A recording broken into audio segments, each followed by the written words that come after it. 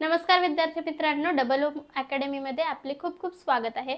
आज आपण पाहणार आहोत वैज्ञानिक सहाय्यक संगणक गुणे ध्वनी व ध्वनिफित विश्लेषण गट क यासाठीचा संपूर्ण अभ्यासक्रम। विस्तारित रूपामध्ये आपण पूर्ण अभ्यासक्रम डिस्कस करणार आहोत आणि विथ सब टॉपिक्स पण तुम्हाला सांगणार आहोत। चला मग सुरुवात करूया। तर यासाठी वैज्ञानिक सहाय्यक संगणक व गुणे ध्वनी व ध्वनिफित विश्लेषण गट क यासाठीचा परीक्षेचा अभ्यासक्रम आहे। मराठीसाठी तुम्हाला व्याकरण, सोपी वाक्यरचना व नेहमीच्या शब्दांचा वापर म्हणजे ग्रामर येणार आहे। तुम्हाला छोटे छोटे सेंटेन्सेस वाक्य वगैरे बनवायला येणार आहेत आणि रेग्युलर वर्ड्स मध्ये तुम्हाला करायचे ते। प्रश्नपत्रिकेचा दर्जा काय असणार आहे? उच्च माध्यमिक शालांत परीक्षेच्या इयत्ता 12वी म्हणजे 12वी पर्यंतचा तुम्हाला फक्त मराठीचा सिलेबस असणार आहे। 12वीची लेवल असणार आहे। ते इंग्रजीसाठी पण सेम येणार आहे। स्पेलिंग, व्याकरण, सोपी वाक्यरचना आणि यूज त्याचा काय करणार आहे तुम्ही शब्दांचा वापर तेवढंच येणार आहे।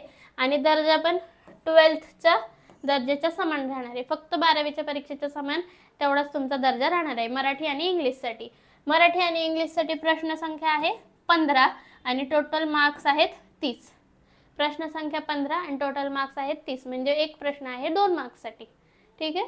तर आता पुढे पहा सामान्य ज्ञान म्हणजे जनरल नॉलेज मध्ये तुम्हाला काय येणार आहे? दैनंदिन घटना, नेहमीचे अनुभव, साहित्य, राजकारण शास्त्र हे आजमावण्यासाठी प्रश्न, सामाजिक औद्योगिक सुधारणा, क्रीडा या क्षेत्रातील महान व्यक्तींचे कार्य, सर्वसाधारणपणे भारताच्या विशेष करून महाराष्ट्राच्या इतिहास व भूगोलची रूपरेषा।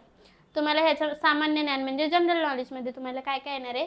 तर दैनंदिन घटना, रोजच्या जीवनातील घटना, नेहमीचे अनुभव, नेहमीचे तुमचे अनुभव, साहित्य, राजकारण शास्त्र याच्यावरचे प्रश्न येणार आहेत, प्लस क्रीडा क्षेत्रातील माहिती, प्लस महाराष्ट्राचा स्पेशली भारताचा पण महाराष्ट्राचा सुद्धा तुम्हाला भूगोल व इतिहास या विषयावरचे प्रश्न विचारण्यात येणार आहेत।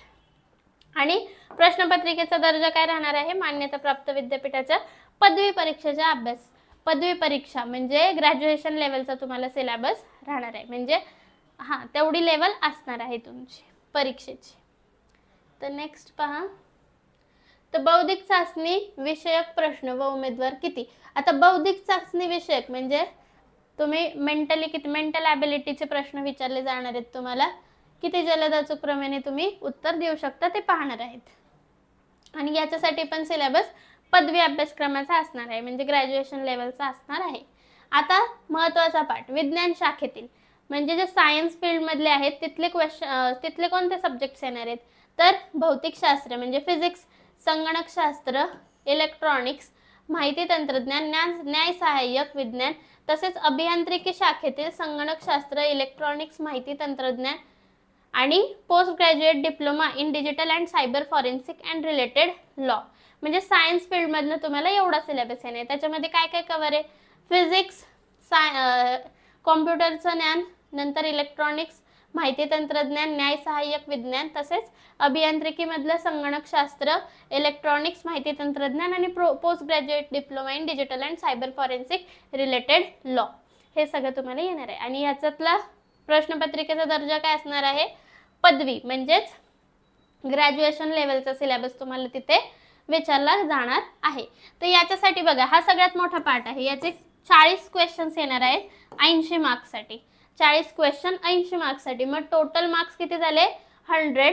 टोटल मार्क्स आहेत 100 आणि नाही टोटल क्वेश्चन्स आहेत 100 आणि टोटल मार्क्स आहेत 200 आणि टाइम तुम्हाला मिळणार आहे 90 मिनिटे म्हणजे 1.5 तासामध्ये तुम्हाला म्हणजे 90 मिनिट्समध्ये तुम्हाला 100 क्वेश्चन्स कव्हर करायचे। 200 मार्क्सचा पेपर असणार आहे। आता आपण काय करू? हा जो एक एक टॉपिकचं बघू। आता स्टार्टिंगला आपण भौतिकशास्त्राचा सिलेबस पाहूयात। तर भौतिकशास्त्रामध्ये तुम्हाला काय काय सिलेबस येणार आहे? तर युनिट 1 काय असणार आहे? Electrostatics, unit 2 current electricity, unit 3 effect of electric current. हे सगळं झालेलं आहे आधी तुम्हाला ग्रॅज्युएशन लेवल पर्यंतचा सगळं सिलेबस आहे। तेच टॉपिक आहेत फिजिक्स मधले महत्त्वाचे टॉपिक आहेत हे फक्त electrostatic, current electricity, effect of electric current, electromagnetic induction and alternating current. Unit 5 काय आहे? Electromagnetic waves and wave optics, electromagnetic waves आणि wave optics. Unit 6 atomic physics, atomic structure, dual nature of radiation and matter relativity. Unit 8 nuclear physics, nuclear फिजिक्सचा पण part येणार आहे. नंतर semiconductor devices and their application, semiconductor वरती पण part आहे, PN junction वगैरे, व्हीटस्टोन्स मीटर ब्रिज, ते सगळं विचारलं जाईल. आणि लास्टला कम्युनिकेशन सिस्टीम म्हणजे बँड गॅप वगैरे, बँडविड्थ, ते सगळं कम्युनिकेशन सिस्टीम मध्ये तुम्हाला विचारणार. हा टोटल सिलेबस कशाचा आहे? फिजिक्स. यासाठी फिजिक्स जो तुम्हाला येणार आहे, विज्ञान शाखेतील सब्जेक्ट फिजिक्स, त्याच्यासाठी हा एवढा सिलेबस तुम्हाला येणार आहे. आता याचे आपण सब टॉपिक्स पण पाहू शकतो, पण त्याच्या आधी पहा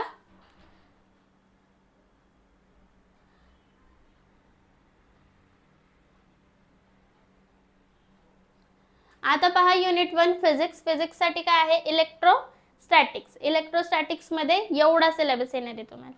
इलेक्ट्रोस्टॅटिक्सचा हा सगळा सिलेबस आहे. त्याच्यामध्ये महत्त्वाचे मी तुम्हाला सांगते, फ्रिक्शनल इलेक्ट्रिसिटी, कुलम्स लॉ, नंतर सुपरपोजिशन प्रिन्सिपल, नंतर electric field, application of electric dipole in microwave oven, नंतर पोटेन्शियल डिफरन्स. पोटेन्शियल डिफरन्स खूप महत्त्वाचा आहे, 10th पासून तुम्ही शिकताय, तुम्हाला हे आलंच पाहिजे. त्याच्यानंतर potential energy of a system of 2 point charges, नंतर इलेक्ट्रिक डायपोल पण एक महत्त्वाचा आहे, इलेक्ट्रिक फील्ड इंटेन्सिटी, हा सगळा इलेक्ट्रोस्टॅटिक्सचा सिलेबस आहे. प्लस ह्याच्यात अजून पण आहे पुढे, पण त्याच्या आधी आपण पाहूयात, आपल्याकडं नवीन बॅच स्टार्ट होती. कोणती? तर फॉरेन्सिक लॅब भरती 2024, ज्याचा आपण आता सिलेबस पाहतोय, त्याचीच आपल्याकडे बॅच स्टार्ट झालेली आहे. तुम्हाला जर ऍडमिशन घ्यायचं असेल बॅचसाठी, तर ऍडमिशन ओपन आहेत सध्या. पूर्णपणे ऑनलाईन बॅच असणार आहे, लाईव्ह प्लस रेकॉर्डेड तुम्हाला लेक्चर्स भेटतील. कशासाठी? तर फॉरेन्सिक वैज्ञानिक सहाय्यक बॅच, गुन्हे, ध्वनी व ध्वनिफित विश्लेषण, याच्यासाठीची ही बॅच स्टार्ट झालेली आहे. फक्त तांत्रिक विषय, फक्त जे टेक्निकल सब्जेक्ट आहेत तेच घेण्यात येणार आहेत. तर वैशिष्ट्य काय काय आहेत? जुन्या प्रश्नपत्रिका विश्लेषण, सगळे तुम्हाला जुने क्वेश्चन पेपर जे आहेत, previous year question paper with solution भेटतील. सर्व विषयांचे रेकॉर्डेड लेक्चर्स पण भेटतील. Test series, e book notes फ्रीमध्ये मिळणार आहेत. जर तुम्ही अप्लाय केलं म्हणजे एनरोल केलं तर तुम्हाला टेस्ट सिरीज आणि ई बुक नोट्स फ्रीमध्ये मिळतील. व्हिडिओ डाउनलोड सुविधा आहे, व्हिडिओ सुद्धा डाउनलोड करू शकता आणि अनलिमिटेड वेळा पाहू शकताय ना तुम्ही. तुम्हाला जेव्हा टाइम असेल तेव्हा तुम्ही पाहू शकता. जर तुम्हाला तुमचं फ्युचर, तुमचं करिअर जर फॉरेन्सिक लॅबमध्ये करायचं असेल, वैज्ञानिक सहाय्यक म्हणून जर तुम्हाला बनायचं असेल, तर तुम्हाला प्रॉपर गायडन्स मिळणं गरजेचं आहे. आणि त्याच्यासाठी आमची ही बॅच तुम्हाला खूप हेल्प करणार आहे. ते आत्ताच चालू झाली, त्याच्यामुळे लवकरात लवकर ॲडमिशन घ्या. लिमिटेड सीट्स आहेत, लवकर आपली बुकिंग करून घ्या. जर तुम्हाला हे जॉईन करायचे आहे तर तुम्ही काय करणार? 8010457760 या नंबरवरती कॉल करून एन्क्वायरी करू शकता. प्लस किंवा तुम्ही डबल अकॅडमी पुणे हे आमचं अँड्रॉइड आणि आयफोन दोन्हीसाठी ॲप आहे, ते तुम्ही डाउनलोड करू शकता आणि तिथून मग तुम्ही कोर्ससाठी एनरोल करू शकता. प्लस बाकीचे पण कोर्सेस आहेत अवेलेबल तुमच्या फ्रेंड्ससाठी, नातेवाईक वगैरे कुणी असतील त्यांना जर जॉईन करायचे असतील तर ते पण तुम्हाला तिथे भेटून जातील. तर आता इलेक्ट्रिक फ्लक्स मध्ये महत्त्वाचे आहेत गॉस थेरम. आता हे गॉस थेरमचे ॲप्लिकेशन्स आहेत 4 सगळे. इलेक्ट्रोस्टॅटिक इंडक्शन हा पण महत्त्वाचा पार्ट आहे. Plus capacitor, capacitance, dielectric. Capacitance तर माहितीच पाहिजे, डायइलेक्ट्रिक सुद्धा माहिती पाहिजे सगळं तुम्हाला. त्याच्यानंतर वन डे ग्राफ जनरेटर हे पण खूप महत्त्वाचं आहे. हा पण ग्रॅज्युएशन लेवलचा BSc 3rd इयरला हा टॉपिक असतो, तो पण सगळा आहे. तर असा हा इलेक्ट्रोस्टॅटिक्सचा सिलेबस. आता सेकंड युनिट करंट इलेक्ट्रिसिटी महत्त्वाचा topic. IV characteristics, ohm's law, electric resistance, हे सगळे महत्त्वाचे टॉपिक आहेत. Plus internal resistance of a cell, super conductivity, colour code पण विचारले जातात, खूप क्वेश्चन्स येतात कलर कोड वरती पण. ठीक आहे.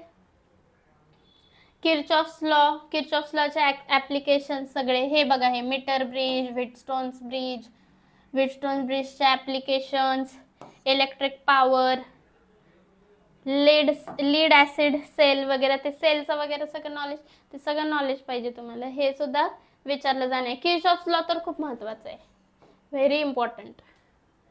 त्याच्यानंतर इफेक्ट ऑफ इलेक्ट्रिक करंट हा 3rd टॉपिक आहे. त्याच्यामध्ये heating effect, Joule's law, Oersted's experiment, magnetic field lines, bar magnet, हे मॅग्नेटचं पण खूप महत्त्वाचं असतं. त्याचे फॉर्म्युले म्हणजे पाठ पाहिजे सॉल्व्ह करण्यासाठी. बायोट सॅवर्ट्स लॉ हा तर 12thला सुद्धा झाला.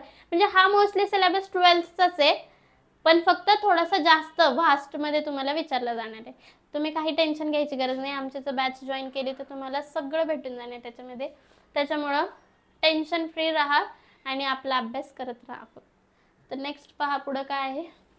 हां, ही आपली बॅच, मी तुम्हाला आत्ताच सगळं सांगितले. आपली बॅच स्टार्ट होतीये, नक्की जॉईन करा, खूप फायदा होईल तुम्हाला. ॲम्पियर्स सर्किटल लॉ हा पण खूप महत्त्वाचा आहे. टॉर्क पण आहे. Current loop as a magnetic dipole movement काय असतं. नंतर current carrying conductor in a uniform magnetic field. Parallel मधला जो फोर्स आहे, पॅरलल लाईन्स मधला, तो पण एक महत्त्वाचा पॉईंट आहे सगळा. हा पहा आता electromagnetic induction and alternative current, याच्यामध्ये पण मेथड ऑफ इंट्रोड्युसिंग EMF, हे सगळे मेथड्स आहेत त्या. Faraday's law, self induction, mutual induction, हे सगळं विचारलं जाणार आहे. त्याच्यानंतर एडी करंट, त्याचे applications, resonance and Q factor, measurement of AC current, transformers पण खूप महत्त्वाचे. Alternating current, AC current, DC current, LCR series, सगळे महत्त्वाचे टॉपिक आहेत. त्याच्यानंतर electromagnetic waves and wave optics, तर यामध्ये काय येणार आहे तुम्हाला, gamma rays, microwaves, absorption spectrum, Raman effect पण खूप महत्त्वाचं आहे. स्कॅटरिंग ऑफ लाईट स्कॅटर होती पाहते, प्रिझम वगैरे यूज करतात. ड्रॉपलेट पासून लाईट स्कॅटरिंग 7 कलर्समध्ये. Theories of light, fluorescence and phosphorescence, wave front and Huygens principle, ही सगळी येणार आहे. Interference pattern, diffraction, differences, Newton's ring, हे सगळं झालेलं आहे तुम्हाला. ॲटॉमिक फिजिक्स आणि ॲटॉमिक स्ट्रक्चर, त्याच्यामध्ये महत्त्वाचा टॉपिक, सगळ्यात महत्त्वाचा, Bohr's model, Lewis experiment, Bragg's law, हे सगळे लॉज वगैरे, त्याचे फॉर्म्युलाज लक्षात ठेवा.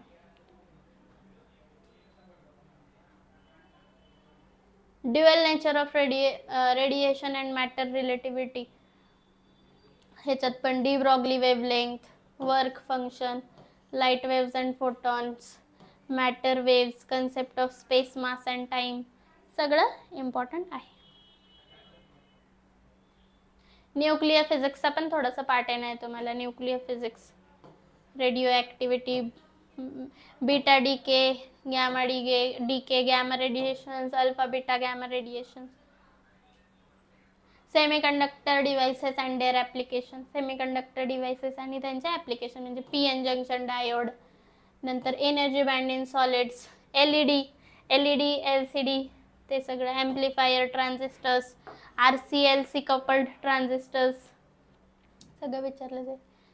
लॉजिक गेट तर माहिती सगळ्यांना, not, or, and, XOR, NAND gate, NOR gate, हे सगळे गेट्स आहेत लॉजिक गेट्स. त्याचे application, inverting amplifier, non inverting amplifier, ते सगळे सिम्पल टॉपिक्स आहेत. फक्त हा कसं आहे, तुम्हाला प्रत्येक पॉईंट वाईज दिलंय म्हणून हे खूप मोठा सिलेबस वाटतोय, पण हे खूप छोटे टॉपिक्स आहेत. तुम्हाला इतका डीपली अभ्यास करायची गरज नाही त्याचा, फक्त तुमच्याकडे सगळा सिलेबस हवा म्हणून इतका सगळा डिटेलमध्ये तुम्हाला दिलाय, की तुमच्याकडनं एखादा पॉईंट मिस नको व्हायला.